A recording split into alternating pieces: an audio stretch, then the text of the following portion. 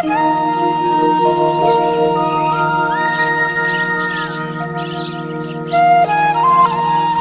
नमो भगवते वासुदेवाय।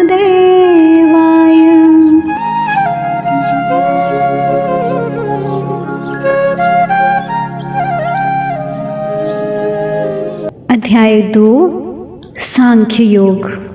श्लोक 5। अर्जुन उवाच गुरून् हत्वा हि महानुभावान्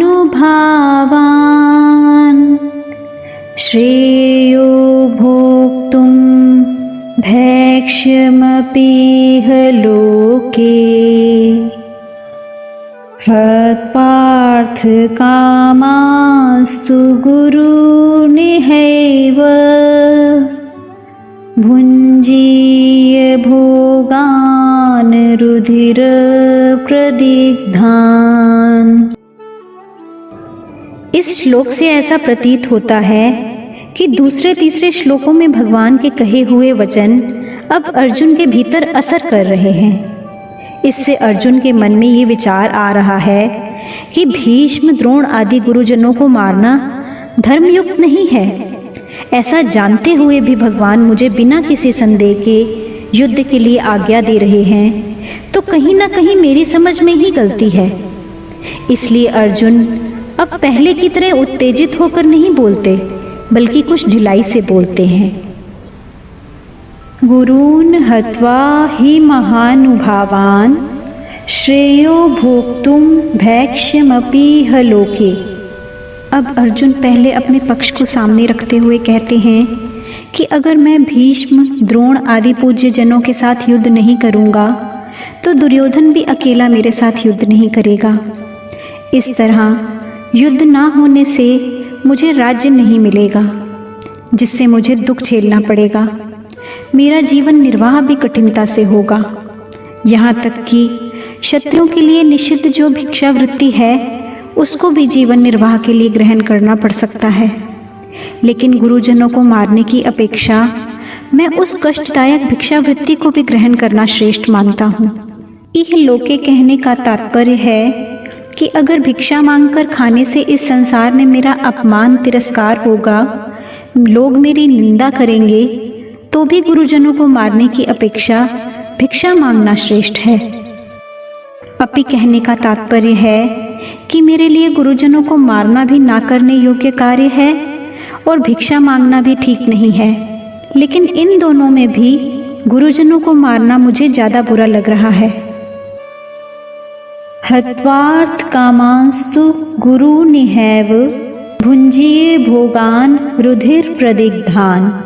अब अर्जुन भगवान के वचनों की तरफ दृष्टि करते हुए कहते हैं कि अगर मैं आपकी आज्ञा के अनुसार युद्ध करूं, तो युद्ध में गुरुजनों की हत्या के परिणाम में मैं उनके खून से सने हुए और जिनमें धन आदि की कामना ही मुख्य है, ऐसे भोगों को ही तो भोगूंगा। मुझे भोग ही तो मिलेंगे। उन भोगों के मिलने से मुक्ति थोड़े ही मिलेगी, शांति थोड़े ही मिलेगी। यहाँ ये प्रश्न हो सकता है कि भीष्म, द्रोण आदि गुरुजन धन के द्वारा ही कौरवों से बंधे थे, इसलिए यहाँ अर्थ कामान पद को गुरून पद का विशेषण मान लिया जाए तो क्या आपत्ति है? इसका उत्तर ये है कि अर्थ की कामना वाले गुरुजन ऐसा अर्थ करना उचित नहीं है। कारण कि पितामह भीष्म, आचार्य द्रोण आदि गुरुजन धन की कामना वाले नहीं थे। वे तो दुर्योधन के वृत्ति भोगी थे। उन्होंने दुर्योधन का अन्न खाया था। इसलिए युद्ध के समय दुर्योधन का साथ छोड़ना कर्तव्य ना समझकर ही वे कौरवों के पक्ष में खड़े हुए थे। दूसरी बात, अर्जुन ने भीष्म, द्रोण आदि के लिए महानुभावान पद का प्रयोग किया है। इसलिए ऐसे श्रेष्ठ भाव वालों को अर्थ की कामना वाले कैसे कहा जा सकता है? तात्पर्य है कि जो महानुभाव हैं वे अर्थ की कामना वाले नहीं हो सकते, और जो अर्थ की कामना वाले हैं वे महानुभाव नहीं हो सकते। इसलिए यहाँ अर्थ कामान पद, भोगान पद का ही विशेषण हो सकता है। भगवान ने दूसरे तीसरे श्लोकों में अर्जुन के कल्याण की दृष्टि से ही उन्हें कायरता को छोड़कर युद्ध के लिए खड़ा होने की आज्ञा दी थी। लेकिन अर्जुन उल्टा ही समझे, यानी वे समझे कि भगवान राज्य का भोग करने की दृष्टि से ही युद्ध की आज्ञा देते हैं। पहले तो अर्जुन का युद्ध ना करने का एक ही पक्ष था, जिससे वे धनुष बाण छोड़कर और शोकग्रस्त होकर रथ के मध्य भाग में बैठ गए थे।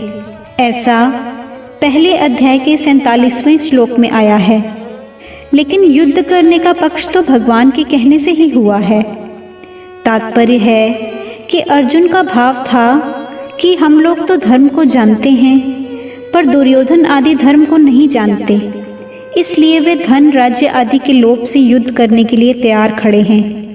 अब वही बात अर्जुन यहाँ अपने लिए कहते हैं कि अगर मैं भी आपकी आज्ञा के अनुसार युद्ध करूं, तो परिणाम में गुरुजनों के रक्त से सने हुए धन राज्य आदि को ही तो प्राप्त करूंगा। इस तरह अर्जुन को युद्ध करने में बुराई ही बुराई दिखाई दे रही है।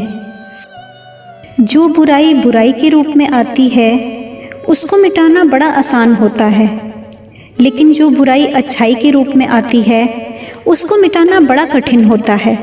जैसे सीता जी के सामने रावण और हनुमान जी के सामने काल नेमी राक्षस आए, तो उनको सीता जी और हनुमान जी पहचान नहीं सके, क्योंकि उन दोनों का वेश साधुओं का था। अर्जुन की मान्यता में युद्ध रूप कर्तव्य कर्म करना बुराई है और युद्ध ना करना भलाई है। यानी अर्जुन के मन में धर्म रूप भलाई के वेश में कर्तव्य त्याग रूप बुराई आई है। उनको कर्तव्य त्याग रूप बुराई बुराई के रूप में नहीं दिख रही है, क्योंकि उनके अंदर शरीरों को लेकर मोह है। इसलिए इस बुराई को मिटाने में भगवान को भी बड़ा जोर पड़ रहा है और समय लग रहा है।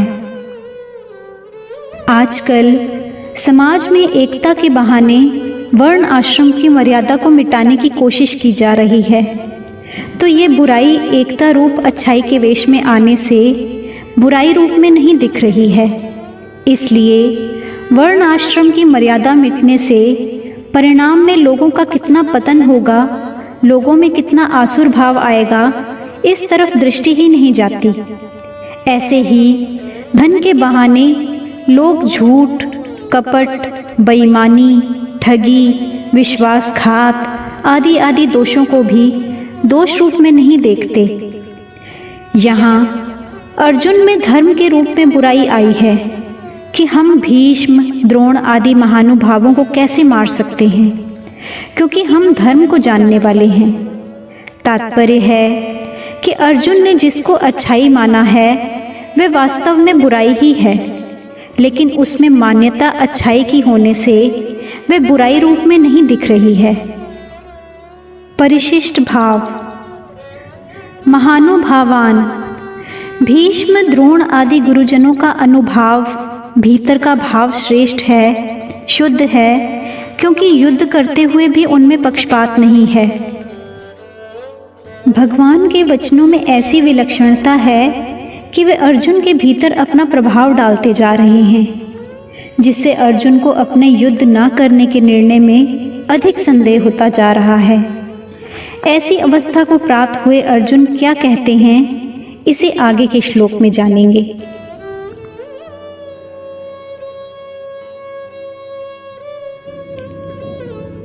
अपने बच्चों को अच्छे संस्कार दें और उनको एक अच्छा इंसान बनने में हेल्प करें। एक अच्छा जीवन जीने में भगवद गीता हमारा मार्गदर्शन करती है। अगर आपको अच्छा लगे तो इस चैनल को सब्सक्राइब करें और बेल आइकॉन पे प्रेस करें। अपने बच्चों और जानने वालों के साथ इसे शेयर करें।